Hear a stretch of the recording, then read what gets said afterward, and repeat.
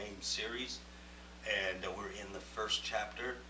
We're going to be reading from chapter 1, verses 14 through 15. It reads like this. Temptation comes from our own desires,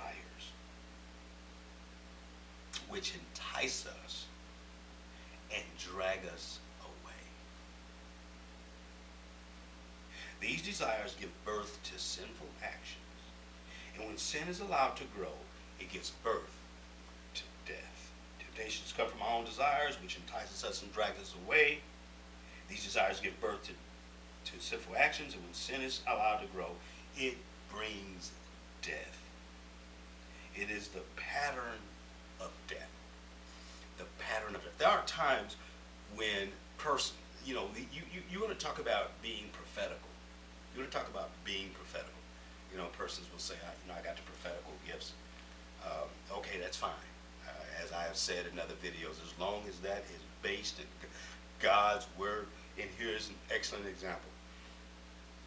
To any degree, show somebody who is in a pattern of sin, and you can tell them what's going to occur, like gravity.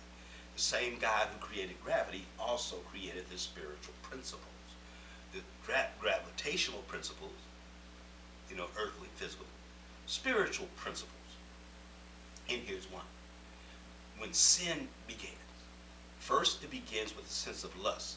Eyes, I see something, I'm trapped by it. This is the reason why James has been talked about being perfected, and then been talked about being blessed beyond our temptations. All right? Because what happens is now he follows that up with the fact that when lust is conceived in the eyes, I begin the plotting and the planning of whatever it is. It comes forth, this brings forth sinful actions. And when those sinful actions go to their objective, there will be death and dying. How often, as a person who has counseled hundreds of couples, if not thousands, certainly impacted many lives in terms of counseling and some of the nitty-gritty of real relational issues, of the things that really impact believers, not just standing somewhere and proclaiming, but really down in the ditch with people, so to speak, with their real life issues. You can tell someone when they have certain activities in their lives, and you can tell them that that's going to lead to death. I love to pray the prayer, Lord, cut off the satanic strategy. Cut off the satanic strategy in this person, in this family, because we know where it's going if it continues.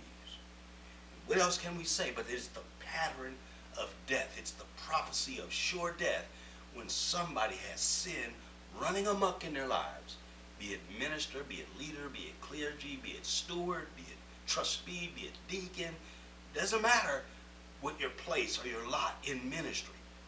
Once you get where sin runs amok, in particularly corporal sin, you're in that death pattern.